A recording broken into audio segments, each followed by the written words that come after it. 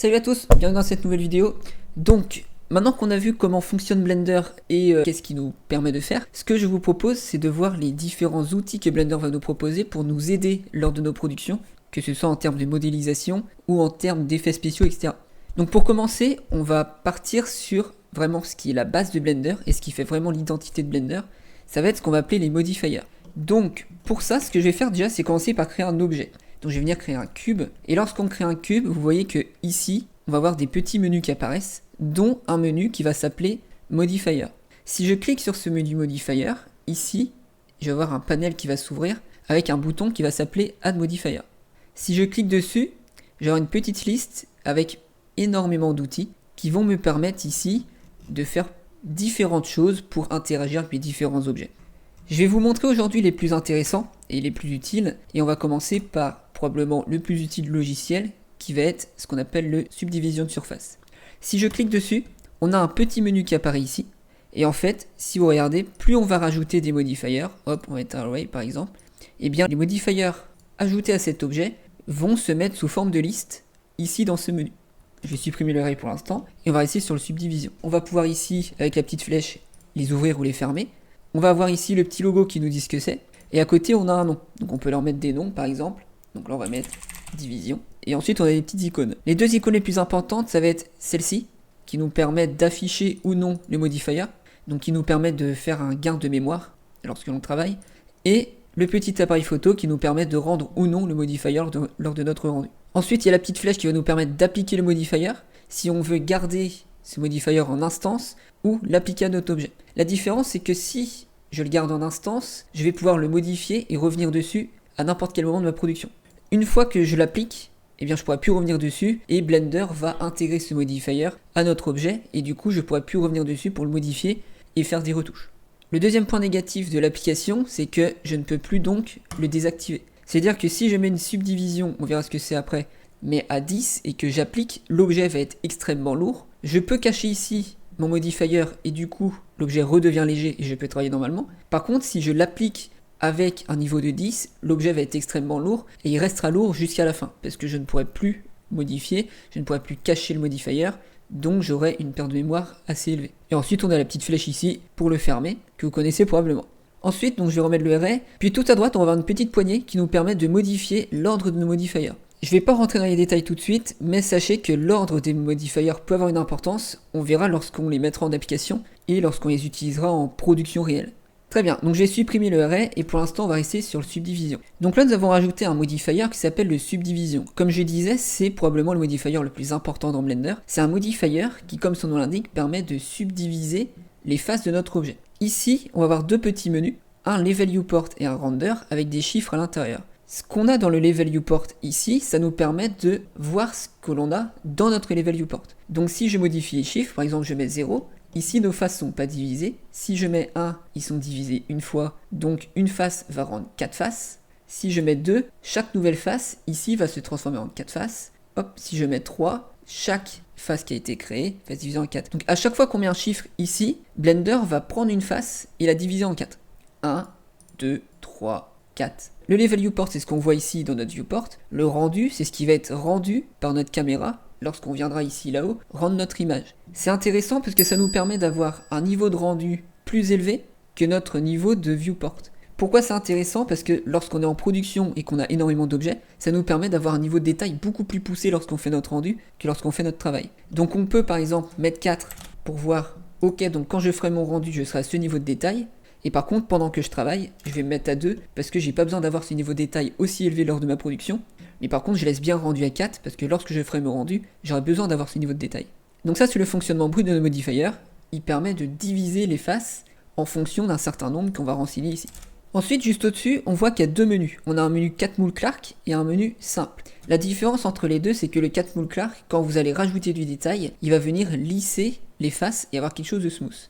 On voit qu'au début je suis parti d'un cube, et à chaque fois que je vais rajouter des faces, il va venir smoother les contours.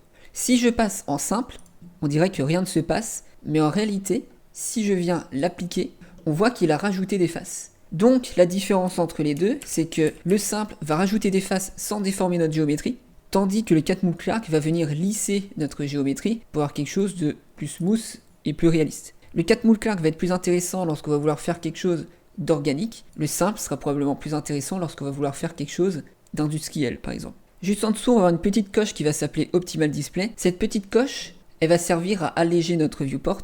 Si je la coche, on voit uniquement mes arêtes d'origine de mon objet. Si je décoche, on va voir toutes les arêtes qui ont été créées par notre subdivision. Ensuite, on va avoir un petit menu avancé. Et là, on va avoir une coche qui nous permet de limiter les surfaces.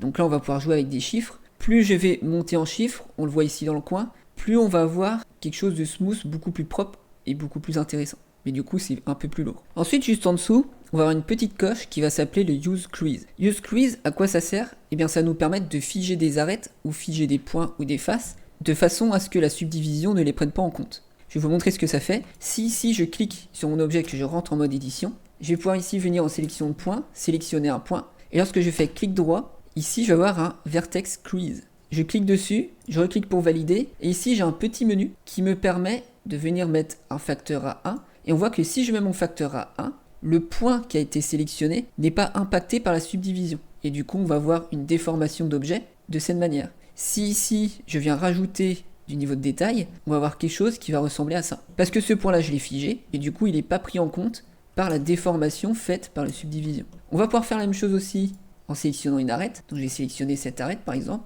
Ici, je vais passer en Edge Crease. Je clique, je passe à 1, et là, on voit que ça fait une petite déformation. Je peux passer en point et sélectionner mes points en même temps pour faire la même chose. Et là, si je passe à 1, donc il est venu chercher l'arête, mais aussi les points. Et du coup, on se retrouve avec quelque chose qui ressemble à ça. Donc ça, c'est quelque chose de très intéressant si on veut, par exemple, figer cette arête sur un mur, mais qu'on veut que le reste de l'objet soit bien subdivisé. On va pouvoir ici activer les creases, passer en mode édition, sélectionner les points qu'on veut modifier, passer ici en Vertex Crease, et après on vient mettre ici à 1, et on va se retrouver avec quelque chose qui ressemble à ça. Par exemple, on va faire un filet ou quelque chose du genre. Maintenant, on va passer à un deuxième modifier qui est très intéressant lorsqu'on travaille avec Blender. Ça va être le modifier de Array. Hop, je vais désactiver le subdivision pour pas être perturbé, et on va regarder ce que ça donne. Donc le modifier de Array, pour ceux qui font du code, peut-être que vous connaissez, c'est ce qui va nous permettre de faire un tableau. Donc en colonne et en ligne. Ici, vous pouvez voir qu'on a un petit numéro avec le count. En fait, le count va nous permettre de dupliquer notre objet. Donc là, on voit que si on met 1, on a un seul objet. Si je mets 2, il va mettre un deuxième objet. 3, il va mettre un troisième objet. 4, il va mettre un quatrième objet. Juste en dessous, on va pouvoir voir les offsets qu'on veut mettre entre chaque objet. En relatif, il va récupérer la taille de notre objet. Donc si je mets 1, il sépare uniquement de la taille de mon objet. Si je mets 2, il va mettre un objet. Et ensuite, il va mettre la taille de notre objet. Et après, il va mettre mon nouvel objet. Si je mets 3, il va mettre l'espace de 2 objets entre chaque objet. On va pouvoir le mettre sur X, on va mettre 0,5 pour voir ce qu'on fait. On va mettre 1,5 pour voir ce... Non, 1,5 pour voir ce qu'on fait. Je vais pouvoir le faire sur Y, si je veux aller par là-bas. Et je peux aussi le faire sur Z. Et donc ça va nous permettre de créer des petits tableaux comme ça. On va pouvoir ici augmenter ou diminuer le nombre de répétitions qu'on veut. Et sélectionner un peu l'orientation qu'on souhaite. Je ne suis pas obligé de mettre en relative objet, je peux mettre en constant. En constant, ce qu'il va faire, c'est qu'il va mettre une distance constante entre chaque. Donc c'est un petit peu pareil que l'objet, sauf que là, il faut bien comprendre qu'il part de la taille de l'objet. Ici, il fait vraiment par rapport à une distance donnée. Donc si je lui dis de mettre 1 mètre, il va mettre 1 mètre ici entre chaque. Si je mets 0, vous voyez qu'il repart de 0, tac, tac, tac. Pareil, on va pouvoir mettre sur chaque axe. Et là, on voit qu'il y a 1 mètre sur chaque axe à chaque fois. Une autre façon de faire, ça va être de mettre par rapport à un autre objet. Donc ici, je vais pouvoir mettre par exemple un empty, que je viens mettre à cet endroit-là. Si ici, dans mon modifier, je viens sélectionner l'empty, il va positionner mon cube à l'endroit de mon empty. Donc il va pouvoir répéter cette distance de séparation entre chaque objet en fonction de la position de mon empty. Là, on voit bien que je viens positionner mon empty. Cet empty, je vais pouvoir le scale, et du coup, ça va avoir pour effet de scale aussi l'objet qui est lié à cet empty. Là, je peux rajouter du count, et du coup, il va diminuer à chaque fois en fonction du ratio que je vais avoir entre mon objet et mon empty que j'ai ici. Donc c'est bien lui que je modifiais. Ici, je l'ai mis plus grand, donc les cubes vont grandir. On peut lui dire si on veut merger les objets ou pas, et après, il y a les UV et les caps, on s'en fout un petit peu. Ensuite, un autre modifier qui va pouvoir être intéressant lorsqu'on va faire des objets, ça va être le modifier de Bevel, donc il va se situer ici. Si on regarde ce que ça fait, c'est que ça va tout simplement couper ici nos arêtes et donc arrondir un petit peu les bords pour avoir des bords un peu moins sharpie. On va pouvoir dire si on veut le faire par rapport à nos arêtes, donc, ou par rapport au vertice, donc au point. Là, on voit que c'est venu ici couper au niveau des points de notre cube. On peut venir ici agrandir la découpe, en jouant ici avec la mount. On peut dire sur quel type de largeur on veut. Donc est-ce qu'on veut un offset? Est-ce qu'on veut vraiment une largeur? Hop. Mais on peut aussi mettre par exemple un pourcentage. Du coup là, si je viens pousser jusqu'à 50%, 50% il va venir à la moitié. En dessous, on a le nombre de segments. Donc ça va être le nombre de découpes qu'il va faire pour venir fluidifier notre arête. Si je mets 2, il va rajouter un deuxième segment. Comme ça, on verra mieux. Si là, je laisse 1, il va faire donc une coupe. Si je mets 2, il va faire 2 coupes. On voit bien. 1, 2. Si je mets 3, il va faire 3 coupes. 1, 2, 3, etc., etc. Plus je vais mettre de coupes, plus il va rajouter des découpes. Et donc, plus ce sera smooth, mais par contre, plus ce sera lourd parce qu'on va rajouter beaucoup de points et de vertex au bout d'un moment. Donc ça, c'est un outil qui est très utile lorsqu'on va faire du hard surface ou des choses de ce type et qu'on veut, par exemple, avoir des bords un peu smooth. Un autre modifier qui va pouvoir être intéressant, c'est le modifier qu'on appelle de miroir. Donc ici, j'ai en généré, je mets miroir. Là, ce que je vais faire, c'est que je vais passer en mode édition. Et là, je vais déplacer mon cube. Je vais le déplacer aussi par là. Et là, vous voyez que si je le déplace sur l'axe X, il va me créer une nouvelle forme en miroir par rapport ici à mon point d'origine sur l'axe X. Pourquoi l'axe X? Parce que ici, j'ai l'axe X de cocher. Si je coche l'axe Y, il va le faire aussi par rapport à l'axe Y comme ça, toujours par rapport au point d'origine de mon objet. Je peux le faire aussi par rapport à l'axe Z. Donc là maintenant, si je le baisse, il va me créer comme ça un miroir sur X, Y et Z. Donc c'est un modifier qui est très intéressant lorsqu'on a des objets qui sont symétriques, et notamment lorsqu'on veut faire de la modélisation de corps humains ou d'animaux, etc. Parce que peut-être que vous savez que lorsqu'on va modéliser un corps humain, on va le modéliser en forme de T, pour pouvoir mieux l'animer et mieux le texturer. Et bien comme il est en T, il va être symétrique entre droite et gauche, donc ça va nous permettre de modéliser uniquement la partie droite du corps, et avec ce modifier, ça va nous permettre de modéliser la partie gauche, par exemple. Donc c'est un modifier qui est très intéressant, et qui peut être très utile lorsqu'on veut dessiner donc des assets, des personnages, ou autres éléments symétriques. J'ai pas grand chose de plus à dire sur ce modifier, mis à part qu'ici on a un petit menu de clipping qui nous permet de venir joindre les points lorsqu'on va arriver sur notre axe de symétrie. Vous voyez que là le clipping est décoché. Si je déplace sur Y, les deux points ici vont venir dépasser notre axe de symétrie.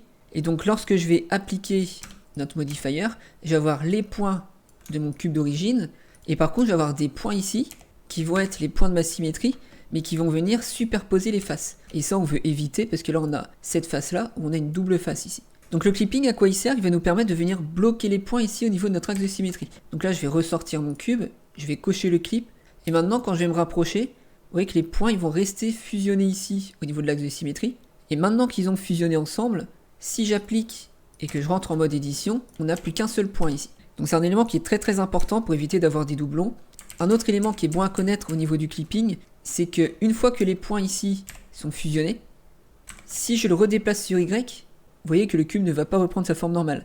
Une fois que les points sont fusionnés, ils vont rester fusionnés et rester collés au niveau de l'axe de symétrie.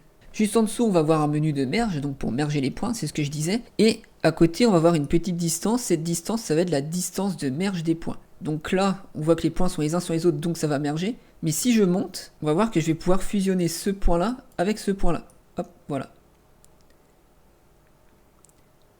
Un autre modifier qui va pouvoir être intéressant, ça va être le modifier qu'on va appeler de Solidify. Donc là, j'ai créé un plan au lieu d'un cube pour mieux voir ce que ça donne. Je viens ici en Add Modifier, je rajoute là le Solidify, et là on voit qu'est-ce que ça a fait, ça a rajouté une épaisseur à ma face. Je vais pouvoir ici dire quelle épaisseur je veux. Si je veux un offset par rapport à cette épaisseur, donc ça veut dire de quel côté je mets l'épaisseur finalement, et on va pouvoir lui dire si on veut que cette épaisseur soit pleine ou vide. Ensuite, un autre modifier qui peut être intéressant, c'est le modifier qu'on va appeler de wireframe. Donc là, je vais rajouter un monkey, comme ça on verra un petit peu mieux ce que ça donne. Pourquoi un monkey? Parce que le monkey, il a beaucoup d'edge, il a beaucoup de formes différentes, et du coup, ce sera plus visible en mettant le modifier. Donc je sélectionne mon monkey, je viens ici dans Add Modifier, et là, je viens chercher le wireframe. Et là, vous voyez tout de suite, qu'est-ce qu'il fait le wireframe? Eh bien, il va tout simplement ajouter de la matière au niveau des arêtes de mon objet. Donc en quoi ça peut être intéressant? Pour moi ça peut être intéressant dans deux cas. Le premier c'est pour faire des objets soit stylisés ou des grilles ou des filets, etc. Le deuxième point c'est par exemple si vous avez un objet dont vous avez fait la topologie et que vous voulez montrer cette topologie par exemple à un recruteur ou à un studio ou autre, eh bien vous récupérez votre objet, vous mettez ici un wireframe et en faisant ça, le recruteur voit tout de suite si vous savez modéliser et si votre topologie est bonne. Ensuite, le dernier modifier que je voulais vous présenter et que j'utilise à chaque fois que je fais un projet, ça va être le modifier qu'on va appeler de Displace. Donc je clique sur mon objet, je viens ici dans Add Modifier et là je viens dans Deform pour aller chercher le Displace. Si je clique dessus, qu'est-ce que ça fait?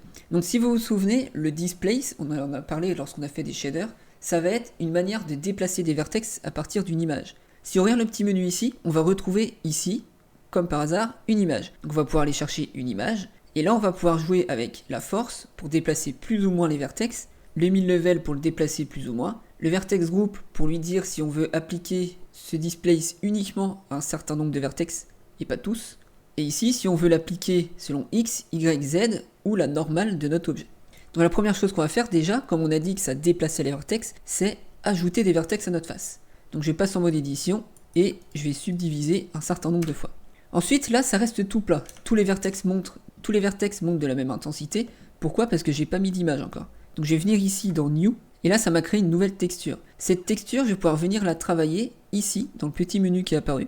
Le petit menu de texture. Donc je clique dessus, et là, on voit j'ai une texture qui est uniquement toute noire. C'est pour ça que mon objet, il est venu tout en bas, parce qu'il est venu au niveau 0 de notre objet. Ensuite, je vais pouvoir venir choisir un type d'image. Donc soit je choisis une image que j'importe, en faisant New et Open, soit je vais retrouver un petit panel de textures que Blender me propose. Vous verrez qu'on va retrouver à peu près les mêmes textures que ce que l'on a dans notre shader editor, c'est-à-dire qu'on va avoir le noise, on va retrouver le Voronoi, on va retrouver le magic, mais on en a d'autres qu'on n'a pas dans le shader editor, comme le marbre, le stutchy, je crois que le wood il y est pas, le cloud et le blend.